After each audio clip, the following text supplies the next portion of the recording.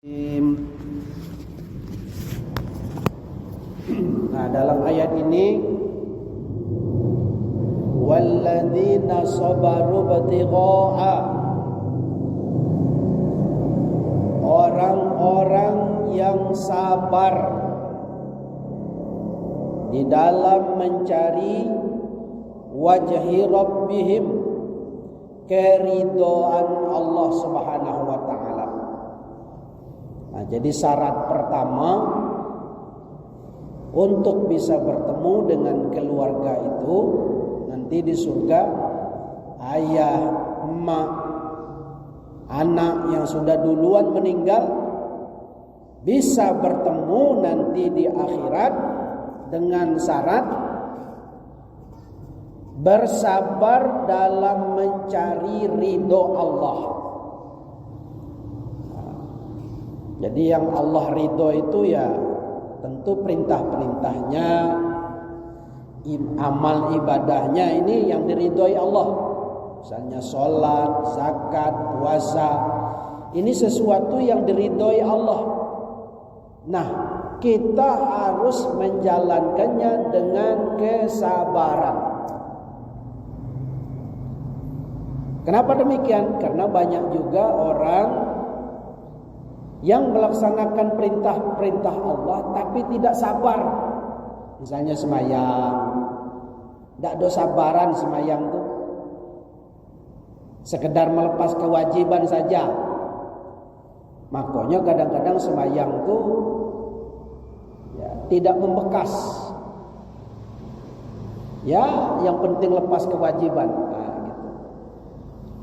Tidak sabar, semayang tidak cepat selesai. Ya, sekedar memenuhi kewajiban saja. Nah, orang-orang yang dimaksudkan Allah, walaupun sesuatu yang diridhoi oleh Allah, dia sabar.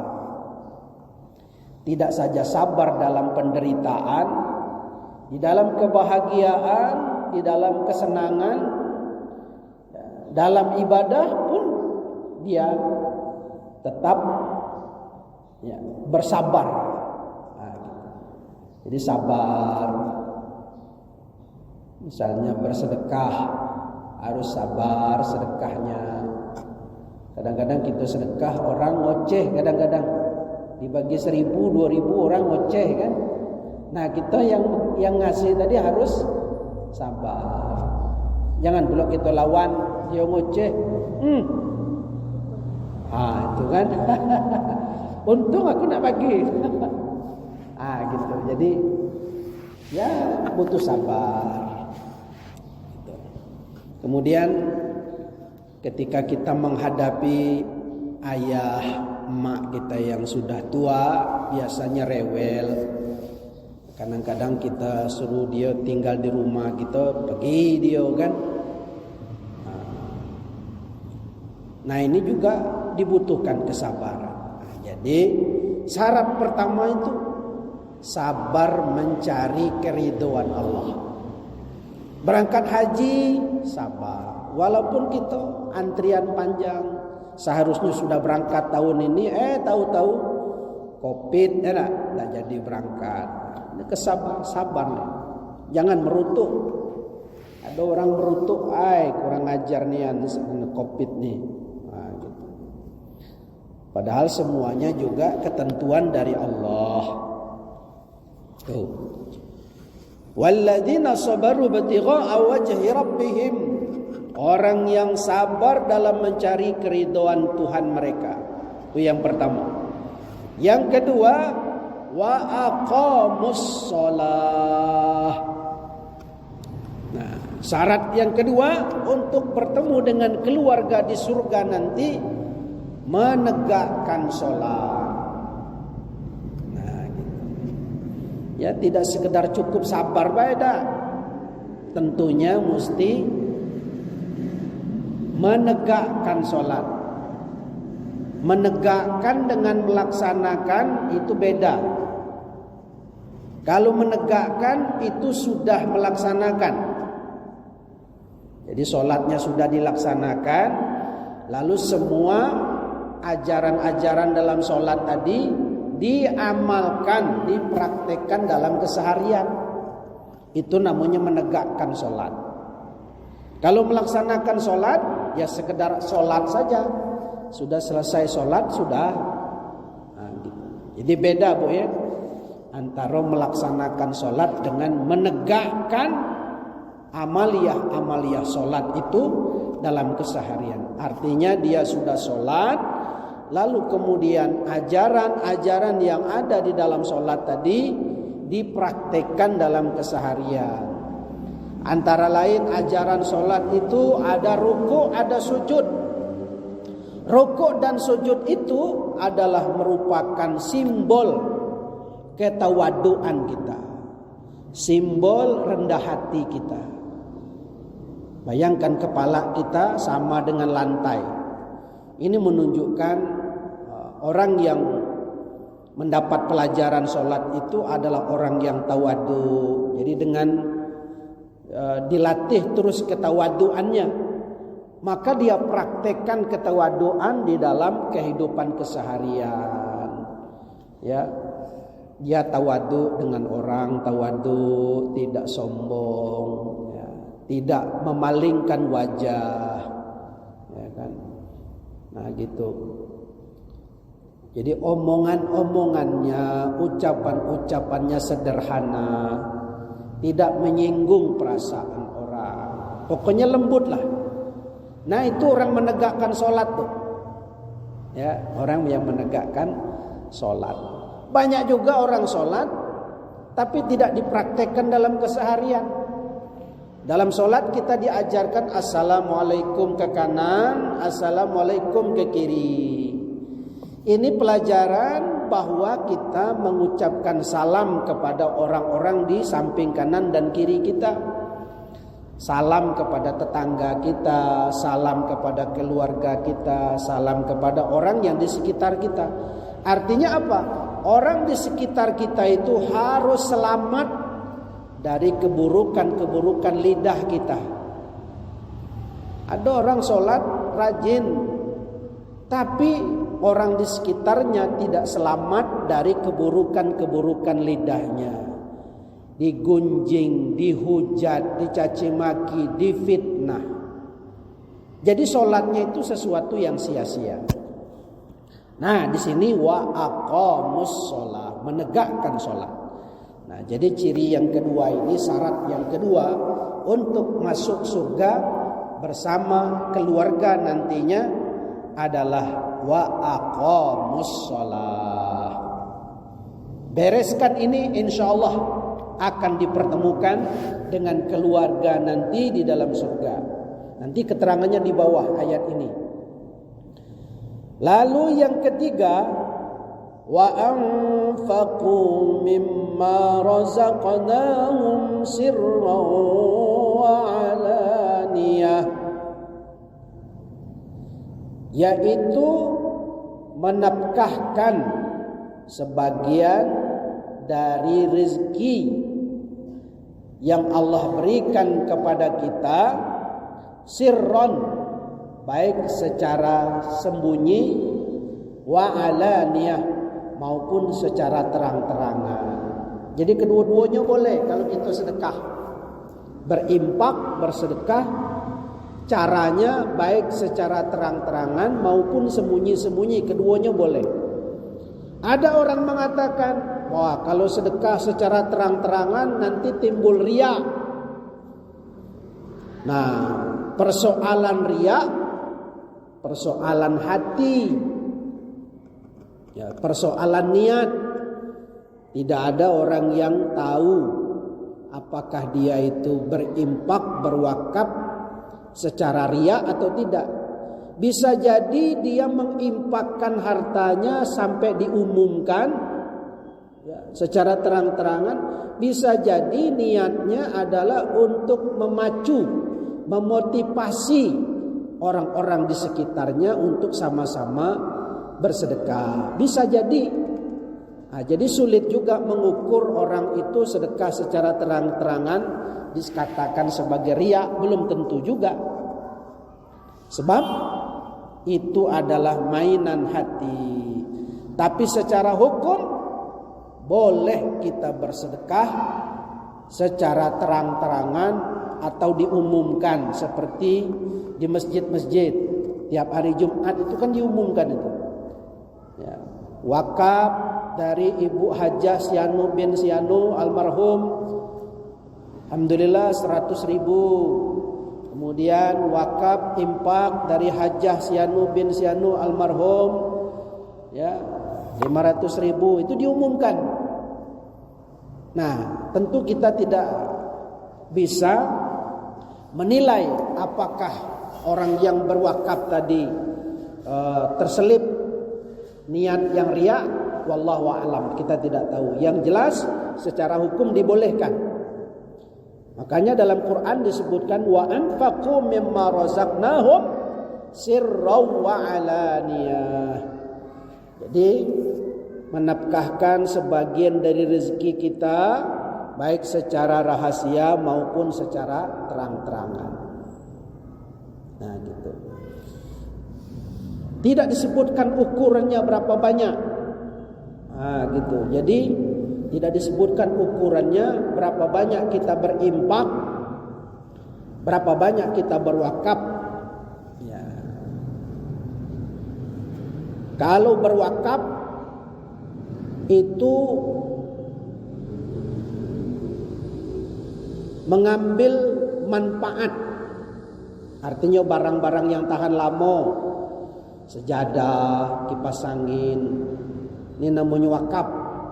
Nah, kalau infak, ya infak, ya, boleh berinfak dengan nilai seharga uang. Nah, ini kadang-kadang kita susah juga membedakan mana wakaf, mana infak, mana sedekah. Ya. Nah, infak tadi dalam bentuk nilai uang bisa diuangkan, bisa dibendakan. Misalnya ibu-ibu berinfak uang, tapi oleh pengurus masjid digunakan uang itu untuk membayar kesejahteraan guru, boleh.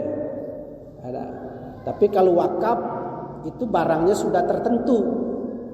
Nah, gitu bedanya tuh. Tidak. Dah. Yang ketiga. Lalu yang keempat, syarat yang keempat, wa yadra'una bil hasanatis sayyi'ah, menolak kejahatan dengan kebaikan. Nah, ini agak berat nih. Ya, agak berat menolak kejahatan dengan kebaikan. Syarat ini agak berat, walaupun mudah diucapkan ya Bu ya. Menolak kejahatan dengan kebaikan. Orang sudah berbuat jahat dengan kita, memfitnah kita, mengambil hak kita, lalu kita tolak dengan kebaikan. Macam mana itu? Nah, dalam praktek sehari-hari, nah kita tengoklah kadang-kadang ya, orang berbuat jahat dengan kita, ya dia beli duren sampai sekarung, beli duren. Nah, kita tetangga dekat, bersebelahan rumah umpamanya kan. Tapi sedikit pun dia tidak ngantar ke rumah kita umpamanya kan.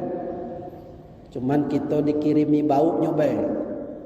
Sudah itu ada pula kulit-kulit durennya dilemparnya di belakang rumah kita pula. Ya. Nah, lalu apakah kita balas dengan kejahatan pula? Tidak. Justru sebaliknya, kita beli pula duren, ya, kemudian kita kolaki, sudah kolak kirim dengan dia sebelah. Nah, itu namanya menolak kejahatan orang dengan kebaikan. Biarlah jahat dengan kita, tapi kita tetap baik dengan dia. Itu memang berat. Biasanya nih, kalau dia jahat, kita juga 2 kali lipat jahatnya. Itu biasanya, ya kan?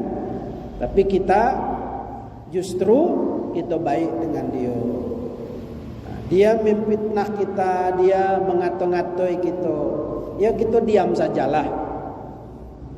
Asal kita dapat bersabar menerimanya, insya-Allah innallaha ma'as sabirin. Sesungguhnya Allah bersama dengan orang yang sabar. Dalam waktu yang tidak lama, insya-Allah bisa saja keadaan berbalik. Mungkin selama ini dia menuduh kita yang bukan-bukan dan kita benar-benar tidak melakukannya, maka bisa saja tuduhan itu berbalik. Nah, bisa saja, tergantung kemauan Allah. Qulillahumma malikal mulki tu'til mulka man tasha wa tanzi'ul mulka mimman tasha wa tu'izzu man tasha wa tuzillu man tasha. Allah yang mengangkat kamu sebagai raja dan Allah pula yang menurunkan kamu dari raja. Allah yang mengangkat derajat kamu sesuai dengan keinginannya dan Allah pula yang menghinakannya. Bisa jadi sesuai dengan keinginan Allah Subhanahu wa taala. Jadi diputar balik oleh Allah. Nah, begitulah ibu-ibu ya. Wa yadra'una bil hasanatis sayyi'ah, menolak kejahatan dengan kebaikan. Lah, sudah 4 tadi ya. Nah, 4 macam inilah syarat. Dijelaskan ulaika lahum uqbaddar.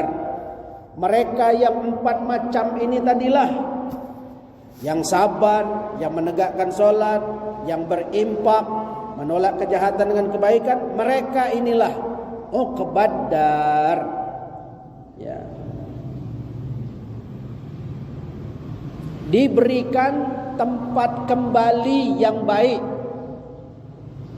Mereka ini diberikan tempat kesudahan atau tempat kembali yang baik. Apa itu? Jannatu adnin, yaitu surga Aden. Surga Adenin. Nah, jadi 4 macam syarat tadi itu. Nah, ini akan diberikan surga Adenin. Mereka inilah yang masuk ke dalam surga Aden. Gitu. Yadkhulunaha, mereka dimasukkan ke dalam surga Aden tadi bersama siapa? Nah, ini keterangannya. Mereka yang 4 macam tadi akan dimasukkan ke dalam surga. Wa man salaha min abaihim, mereka masuk ke dalam surga Jannatun Adnin bersama orang-orang soleh dari bapak mereka.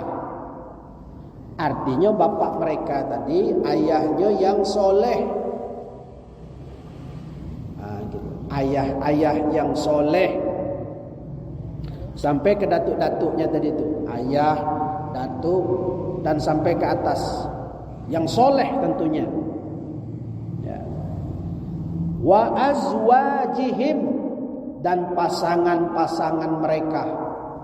Mulai dari ayah sampai ke pasangan, artinya yang kematian suami nanti akan bertemu kembali dengan suaminya. Yang kematian istri nanti akan bertemu kembali dengan istrinya. Wa azwajihim, pasangan mereka.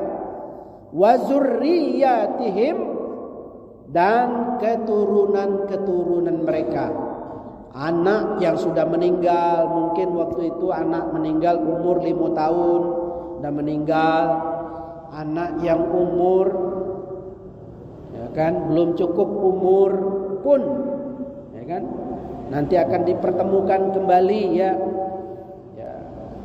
Begitu lahir langsung meninggal. Nah, gitu. Nanti akan ketemu kembali. Makanya kita waktu meninggalnya anak, walaupun dia keluar lahir tidak bernyawa lagi, tetap kita kasih nama dia. Nah, tetap kita kasih nama. Nah, gitu. Kenapa? Karena nanti akan dipertemukan kita nanti. Wa zurriyatihim. Jadi orang tua, pasangan, anak, cucu, keturunan. bertemu di dalam surga nanti. Wal malaikatu yadkhuluna 'alaihim min kulli bab. Ketika itu di dalam surga Jannatun Adnin, para malaikat masuk, keluar masuk pintu surga itu, mereka sambil mengucapkan salamun alaikum, sambil mengucapkan selamat kepada kita, Bu. Jadi para malaikat itu dia keluar masuk mengucapkan selamat kepada kita yang sudah masuk ke dalam surga. Selamat, kamu sudah sampai di dalam surga Jannatun Adnin ini. Selamat, selamat. Itu yang diucapkan mereka. Salamun alaikum bima sabartum fa ni'ma uqbaddar. Selamat atas kamu yang sudah bersabar, yang sudah bersabar dalam mencari ridho Allah, yang sudah menegakkan sholat, yang sudah menekahkan sebagian rezeki, yang menolak kejahatan dengan kebaikan. Dan inilah nikmat kesudahan yang baik, yang bagus, yaitu surga Jannatun Adnin. Nah, ibu-ibu sekalian, itulah surah Ar-Ra'du ayat 22 sampai ayat 24 tentang pertemuan kita di dalam surga Jannatun Adnin bersama keluarga-keluarga kita. Kesimpulannya, apabila kita ingin masuk ke dalam surga Jannatun Adnin, maka penuhilah 4 syarat ini tadi. Bersabar dalam mencari ridho Allah, menegakkan sholat, menafkahkan sebagian rezeki kita, baik secara terangan-terangan atau sembunyi-sembunyi, dan tolaklah kejahatan dengan kebaikan. Mudah-mudahan kita semua dipertemukan dengan ayah, dengan emak kita yang sudah mendahului kita, dengan suami kita, dengan anak cucu kita yang sudah mendahului kita di dalam surga nanti. Amin ya rabbal alamin. Al-Fatihah. A'udzu billahi minasy syaithanir rajim. Bismillahirrahmanirrahim. Alhamdulillahi rabbil alamin. Ar-Rahman